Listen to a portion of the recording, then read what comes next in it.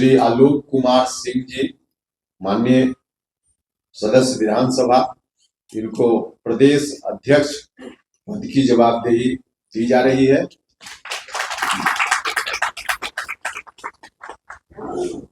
इसके साथ साथ 2 कार्यकारी अध्यक्ष बनाए जा रहे हैं इनके सहयोग के लिए। एक प्रशांत पंकज जी और दूसरा सुभाष चंद्रवंशी जी। प्रधान महासचिव पद पर हिमांशु पटेल जी को जवाबदेही दी जा रही है प्रधान महासचिव के रूप में। और इसके अतिरिक्त एक घोषणा राष्ट्रीय पदाधिकारी की भी अभी की जा रही है।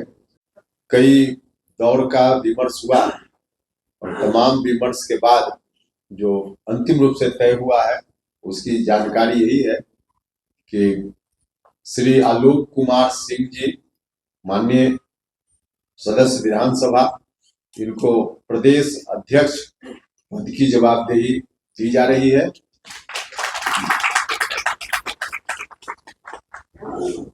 इसके साथ साथ 2 कार्यकारी अध्यक्ष बनाए जा रहे हैं इनके सहयोग के लिए।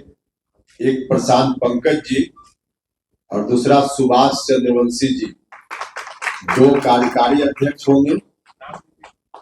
नाम तो बता दिया हमने, हाँ रिपीट कर देते। एक नाम जो और बचा है वो कह लेते हैं, उसके बाद फिर से रिपीट करते हैं। प्रधान महासचिव पद पर हिमांशु पटेल जी को जवाबदेही दी जा रही है प्रधान महासचिव के रूप में। और इसके अतिरिक्त एक घोषणा राष्ट्रीय पदाधिकारी की भी अभी की जा रही है।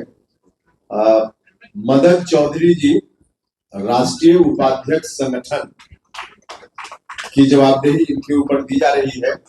अभी संयोजक के रूप में या प्रदेश प्रभारी अध्यक्ष के रूप में काम कर रहे थे, तो अब के बाद अब राष्ट्रीय उपाध्यक्ष संगठन के पद पर मदन चौधरी जी काम करेंगे। तो फिर से कहा गया कि एक बार और रिपीट कर दीजिए। तो प्रदेश अध्यक्ष आलोक कुमार सिंह जी, माननीय विधायक। कार्यकारी अध्यक्ष प्रशांत पंकज जी और सुभाष चंद्रवंशी जी।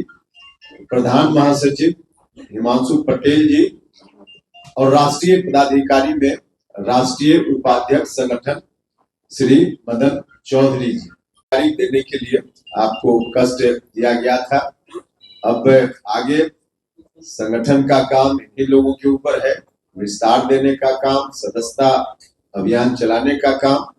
इस काम को लोग करेंगे। फिलहाल बजट आना है केंद्र सरकार का भी और राज्य सरकार की ओर से भी। 1 तारीख को केंद्र सरकार का बजट है और संभवतः 3 तारीख को बिहार सरकार की ओर से बजट प्रस्तुत किया जाएगा।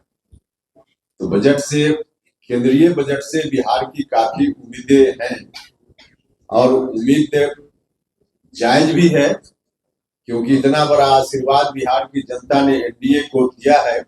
हमारे प्रधानमंत्री जी के ऊपर विश्वास व्यक्त किया है, मुख्यमंत्री जी के ऊपर विश्वास व्यक्त किया है और प्रधानमंत्री जी लगातार बोलते भी रहे हैं कि देश को विकसित राष्ट्र बनाना है तो बिहार को विकसित राज्य बनाना पड़ेगा।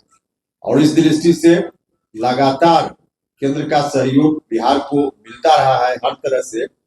तो फिर से इस बार बिहार के लोग उम्मीद कर रहे हैं और इस उम्मीद को, बिहार वासियों की उम्मीद को आपके माध्यम से हम माननीय प्रधानमंत्री जी और भारत सरकार तक भी पहुंचाना चाह रहे हैं कि बिहार में जो भी आवश्यकता है, दोनों जगह सरकार एनडीए की ही है, डबल इंजन की सरकार है, तो क्या क्या बिहार के लिए जरूरी है, राज्य सरकार से विमर्श से भारत सरकार के प्रतिनिधियों के साथ चलता रहता है।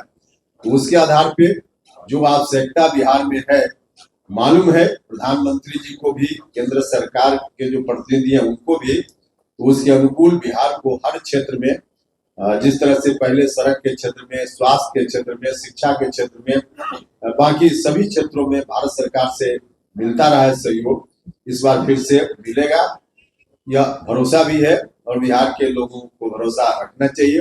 राज्य की सरकार ने तो विशेष रूप से महिलाओं का ख्याल हमेशा रखा है। माननीय मुख्यमंत्री जी ने तो निरंतर अभी यात्रा भी उनकी चल रही है, तो सब जगह जाकर विकास के कार्यों की समीक्षा कर रहे हैं। गरीबों के लिए, महिलाओं के लिए, युवाओं को रोजगार देने पर विशेष रूप से ध्यान है। अभी जो आर्थिक सर्वे भारत सरकार की ओर से आया है, उसमें भी विकास की दर को आगे और बेहतर होने की संभावना है, इस बात का अनुमान किया गया है। और पूरी दुनिया में परेशानी है, लेकिन इस परेशानी के बावजूद भारत आगे बढ़ रहा है, विकास कर रहा है। तो यह जो आर्थिक सर्वे से दिख रहा है, यह हम सब लोगों के लिए बहुत ही सुखद अनुभूति है।